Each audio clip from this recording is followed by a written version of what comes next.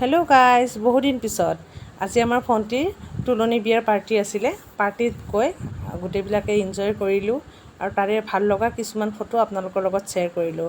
তেনেহ'লে চাওকচোন আমাৰ ফটোবোৰ আৰু ভিডিঅ'টো চাই কেনে পালে আপোনালোকে মোক জনাবলৈ নাপাহৰিব। লগতে আমাৰ চেনেলটো ছাবস্ক্ৰাইব কৰি দিব। তেনেহ'লে চাই থাককচোন।